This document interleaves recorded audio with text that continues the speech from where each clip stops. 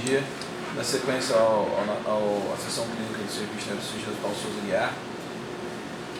Eu sou o R1, Samir.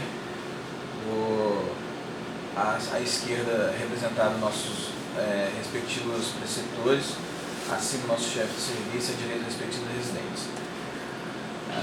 Circundado em azul nosso complexo hospitalar, circundado em verde a maternidade, com anexo em vermelho o CS Centro e em amarelo o Morrio, dados respectivos das cirurgias realizadas no nosso serviço, 708 neurocirurgias.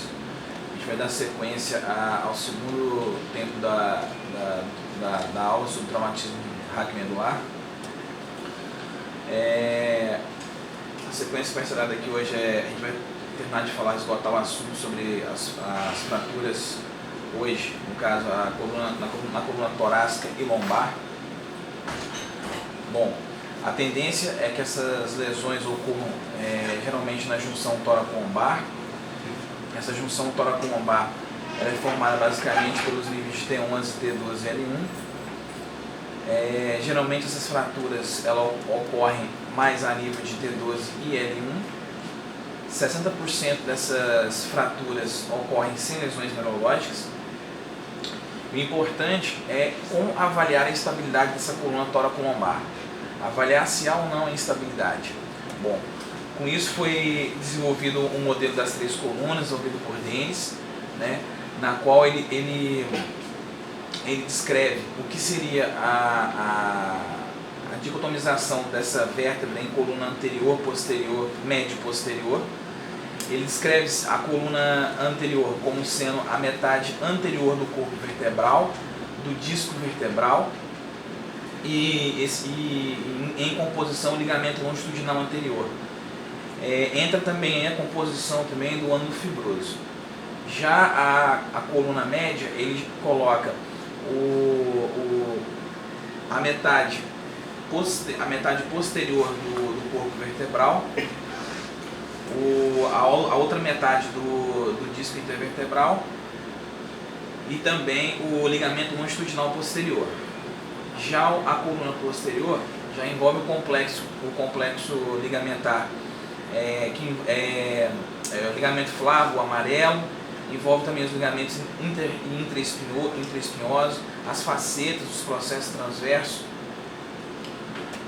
Bom, aqui a gente começa a falar sobre propriamente das classificações das lesões, das fraturas, que são divididas em lesões maiores e lesões menores. As lesões menores geralmente acometem uma pequena parte da coluna. Geralmente elas não causam instabilidade, a não ser que associada a elas esteja alguma lesão maior.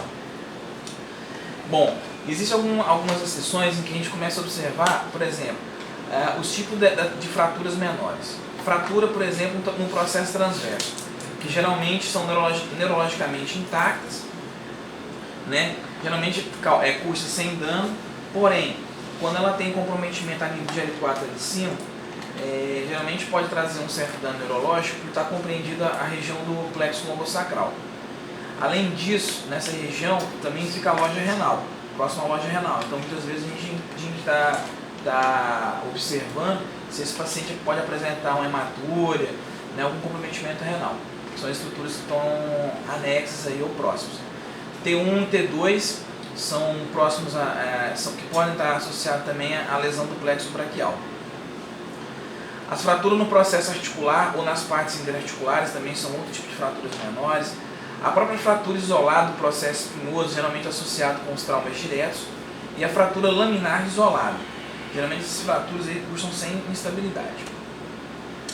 Bom, as fraturas maiores já entra aí a classificação de McAfee, né, que baseia mais na falência do próprio complexo ligamentar, né, tanto médio, longitudinal posterior, envolve também a metade do corpo vertebral, o ângulo fibroso. Essa classificação ela coloca 6 padrões de lesões. A gente vai comentar basicamente 4 aqui, mas eu vou citar todas, né? Então, no caso é a fratura compressiva em cunha, a fratura estável em explosão, estável e instável, a fratura de chance, e a lesão em flexão e extração, e as lesões translacionais. Aqui é mais um organograma, assim, um gráficozinho para a gente poder comparar o mecanismo do trauma com as colunas que são comprometidas. Por exemplo, o mecanismo, as lesões que ocorrem do tipo compressão, geralmente ela cursa com lesão da coluna anterior, com nenhum comprometimento de coluna média e com alguma coisa de comprometimento de coluna posterior. A fratura de explosão, também chamada de fratura de fragmentada ou fragmentação, ela tem um comprometimento da coluna anterior, ela tem um comprometimento de coluna média e pouco de posterior. Já a flexão de extração, que é uma fratura comum, por exemplo, a de chance é uma fratura do tipo flexão de extração, ela tem comprometimento, algumas vezes pode ter comprometimento da coluna anterior, tendo comprometimento de coluna média e também posterior. E já a fratura do tipo flexão luxação, ela leva a comprometimento de todas as colunas, tanto anterior, média e posterior, principalmente do tipo cisalhamento. Aqui são as classificações dos subtipos, né, de cada fratura. Então a gente tem a fratura por compressão, são basicamente 4 subtipos, tipo A, B, C e D, né? A diferença entre elas que começam a envolver as placas terminais, né? No caso, tipo A envolve a fratura de ambas as placas terminais, o tipo B a fratura da placa terminal superior, tipo C a terminal inferior, e a tipo D ambas as placas terminais encontram-se íntegras. Já a fratura por explosão, né, também chamada de fragmentação, o tipo A ela também tem fratura de ambas as placas, o tipo B na placa terminal superior, da tipo C, placa terminal inferior. O que muda é a tipo D, né? Já é uma explosão em rotação, o tipo E, explosão em flexão lateral. As lesões em flexão de extração, né? Também os subtipos dela a gente aqui, um exemplo, né? São fraturas de chance, fratura que são tipos de lesões em cinto de segurança, são classificadas de A a D.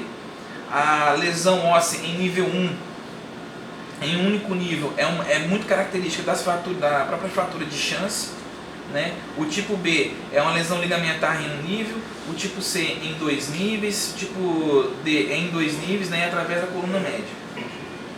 Já as fraturas com luxação, elas são subdivididas em tipo A, B e C, né? Na qual o tipo A é uma flexão com rotação, o tipo B é o cisalhamento, na qual gera um comprometimento de todas as colunas, tanto anterior, médio e posterior, e a tipo C, que é definida como a flexão de extração.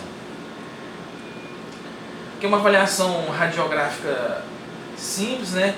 A gente estamos diante de uma vértebra de L1, a gente observa aí uma fratura por compressão, uma incidência lateral do raio-x, a gente costuma observar um aspecto em cunha do corpo vertebral anterior. Isso aqui já é uma fratura, um exemplo de fratura fragmentada, né? Geralmente a gente fica melhor avaliada com a utilização de uma tomografia. A gente observa ali a completa destruição aí da parede posterior do corpo vertebral. As fraturas de flexão de extração, né? Geralmente a gente observa na radiografia, a própria radiografia simples, o próprio aumento da distância interespinhal aí e um aumento, né, dessa distância e também das fraturas articulares. Esses são exemplos da flexão de extração. O tipo 1 basicamente é uma falência do próprio ligamento, né? Geralmente acometendo um nível. A tipo 2, além do comprometimento ligamentar, também eu tenho o deslocamento facetário desses pacientes. O tipo 3 também, além do comprometimento ligamentar, também eu tenho deslocamento facetário bilateral com mais de 50% de deslocamento, né? Cursando com umas listeses. A flexão de extração tipo 4 já tem um comprometimento, um deslocamento completo do corpo vertebral, realmente é uma vértebra flutuante, tem comprometimento das 3 colunas. Essa aqui é a fratura luxação. Exemplos dela, a gente tem a flexão-rotação, o cisalhamento, que leva ao comprometimento das três colunas, né? E a flexão-distração. O tratamento das fraturas.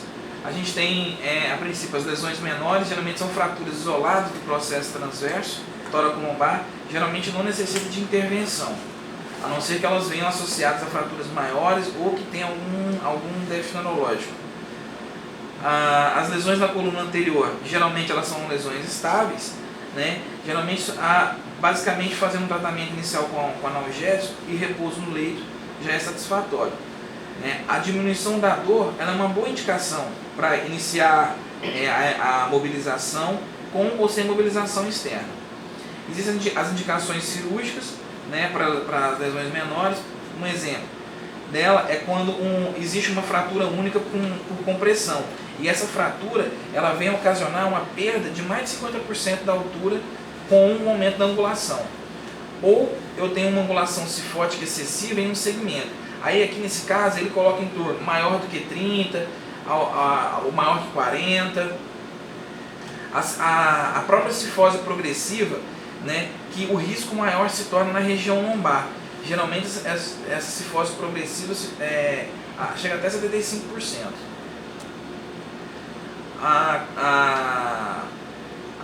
O manejo na coluna média. Geralmente essas fraturas elas são mais instáveis e geralmente necessitam de cirurgia. As fraturas estáveis geralmente cursam com manejo clínico. Manejo clínico para essas fraturas acima de T8, se as costelas e o externo estiverem intactos. Abaixo de L4, né, se os elementos posteriores estiverem também intactos. E a ruptura da coluna anterior com a falha mínima na coluna média. Pode levar ao manejo clínico. As fraturas por luxação, né, são instáveis. As opções de tratamento. A gente pode optar por descompressão cirúrgica e estabilização nos seguintes casos. Exemplo, compressão com perda maior de 50% da angulação, da altura, né, do corpo, ou com uma angulação. Ou uma angulação cifótica maior que 40 graus. Ou um déficit neurológico, ou o desejo de reduzir o tempo de repouso no leito. As opções de acesso para esse tipo de comprometimento é o transtorácico ou o transabdominal. A fratura fragmentada, as indicações cirúrgicas, quando a altura do corpo for menor que 50, a altura do corpo anterior for menor do que a altura posterior, menor que 50% da altura posterior, geralmente quando o diâmetro do canal residual é menor que 50% do diâmetro normal, quando essa angulação cifótica for maior do que 20 graus, quando há a presença do déficit neurológico, mesmo que ele seja incompleto, quando existe também aí um prognóstico ruim, na qual você vai avaliar a progressão dessa cifose, né?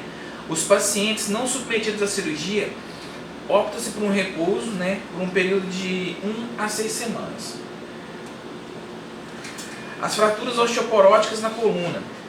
A apresentação desses pacientes são típicas, né? Geralmente são fraturas por compressão em pacientes que começam a se queixar de dores no dorso, né? Em quedas que muitas vezes a gente não dá, pacientes vítimas de queda, a gente não dá tanta importância. O tratamento consiste basicamente, principalmente em analgesia e repouso. A cirurgia raramente é usada, mas caso venha a usar a cirurgia, as indicações são a vertebroplastia percutânea, né? O material utilizado é o metilmetacrilato. O objetivo de usar dessa técnica, ela encurta muito a duração da dor, porém, a cifoplastia, que também é uma outra indicação, ela tem um benefício semelhante à vertebroplastia percutânea, porém ela tem o ganho dela em relação à vertebroplastia é porque além de recuperar, ele também encurta a duração da dor, mas ele recupera a altura, né? Ele faz uma recuperação da altura e também ele diminui o risco de extravasamento do metilmetacrilato e também de embolização. As indicações são basicamente as fraturas osteoporóticas, né, por compressão com dor, desde que o paciente esteja uma dor grave, que interfira com as atividades cotidianas, falha em controlar adequadamente a dor, mesmo com a utilização dos analgésicos orais, a dor localizada no próprio sítio da fratura, geralmente metástases osteolíticas e miomas múltiplos também é um fator de indicação, fraturas patológicas por compressão, seja que por metástases. A gente entra agora no outro bloco, vamos falar sobre as fraturas sacrais, né?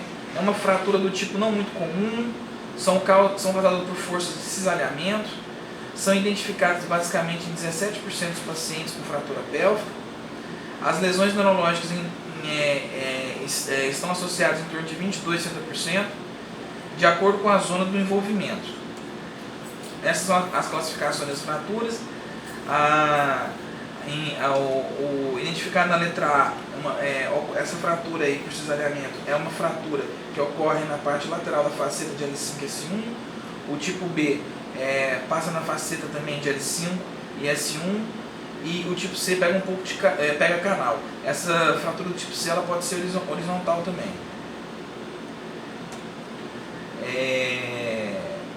As indicações para cirurgia são pacientes que têm comprometimento e começam a apresentar síndromes neurológicas como lesão na cauda equina, a própria deterioração neurológica desse paciente com o envolvimento das raízes nervosas, o vazamento do líquido cefalorraquidiano, as próprias lesões vasculares que estão associadas, a instabilidade espinhal, que é rara, mas existe.